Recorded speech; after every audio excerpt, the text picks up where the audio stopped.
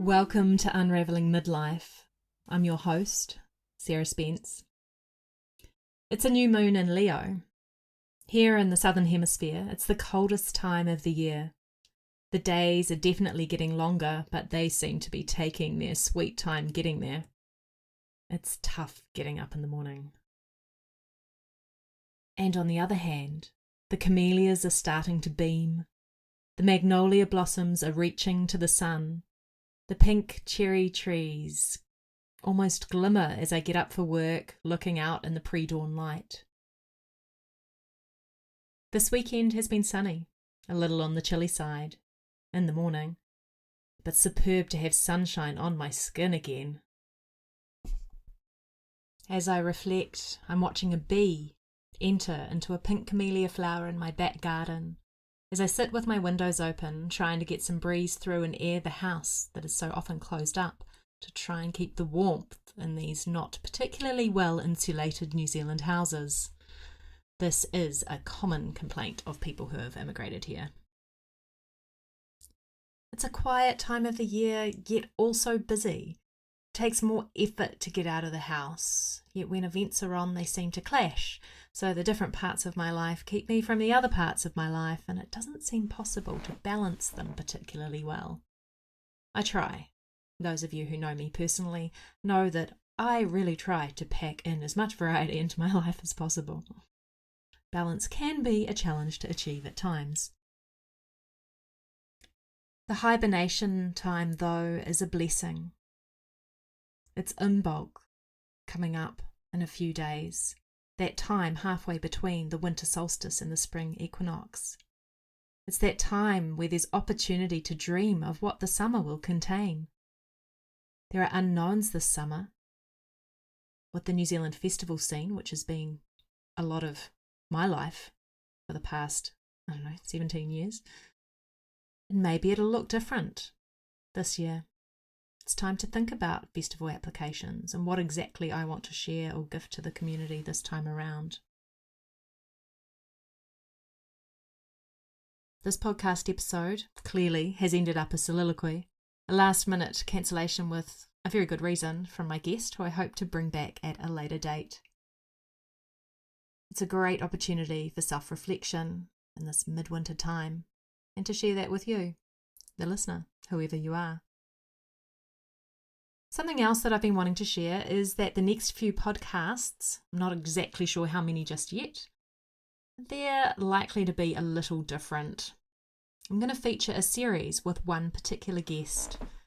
I'm very excited because this teacher, who's been one of my spiritual teachers for some years, has been on my list for interviewing for quite some time, so please tune in over the next few months for something really special. And now for the music section of the show. Last weekend, I played a music gig up in Auckland at the Arts House Trust and Pah Homestead. I haven't played there for a couple of years, and it was nice to be back, especially on a Saturday for music at midday, which meant that friends could come and see. A couple of years ago, it was held on a Friday, which wasn't so great for anyone working weekdays. Really worked well for my dad and his retired friends. They loved it. One thing I do love about that venue is that there is always something different. There's a different background because it actually literally is in the art gallery. So there's different art. There was one table that I was like, can I put something on that? Nope, that's a piece of art. There's different people each time. And there's people who sit and actually listen to my music. And it's such a nice change to have people who are sitting and listening and enjoying.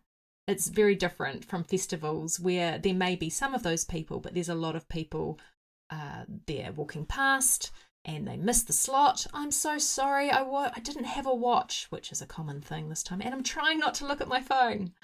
Festivals take people in different directions. That's just what they do. So it was really nice to have a container, an actual container with people. And some people come, they go, and they're like, yep, that's not my thing. I'm totally used to that, having spent quite a lot of gigs at festivals. And I do several different kinds of music. So having the opportunity to share my personal compositions and deep thoughts and reflections live is a treasure. Otherwise, I'm just sharing them on here to whoever's listening to the podcast. In terms of live venues, there aren't that many who offer that possibility, especially outside of the biggest cities. I mean, I know if you're listening from outside of New Zealand, Aotearoa really doesn't have very big cities at all, and that's probably why the live music scene, especially since COVID, is a bit challenged. But this last weekend, it was an opportunity for me to go back through songs that I've written over the years, and I ended up sharing 3 songs that I hadn't shared in a performance setting before, despite having written them 10 to 15 years ago. I'll share one of these with you here today, and doubtless the other 2 will appear in the episodes to come. The main reason I like to share live versions of my music is because I'm far too much of a perfectionist to share things that I'm trying to record at home. If I'm going to share something I've recorded on recording software, I want it to be perfect, which can be challenging, especially because I spend all my hours of my day job looking at a computer screen, so I don't particularly want to do it in my spare time, and there's a big learning curve of learning how to do that kind of stuff. That's why people have careers in, recording music for other people. So thankfully, with the live version, the phone recordings make it so easy. So here is a song written at Tushita Ashram in the far north, written in 2013, previously unperformed, unreleased, and rewritten slightly since the original. This is Full of Fullness, and I've included my live introduction to give you some more context. Okay, this is one of those songs that I've never performed before, and I decided to put it onto the piano 2 days ago. So let's see. It's also one of the ones that dates back about 10 years when I was spending time at an ashram in the far north, and the whole focus was on just kind of being yourself and not getting too caught up in all of the things that we get caught up in life, because that's what ashrams are. You go away to kind of, who am I? It's probably like the key question, who am I? Some of us don't really care about that question at all, but some of us just seem to, yeah.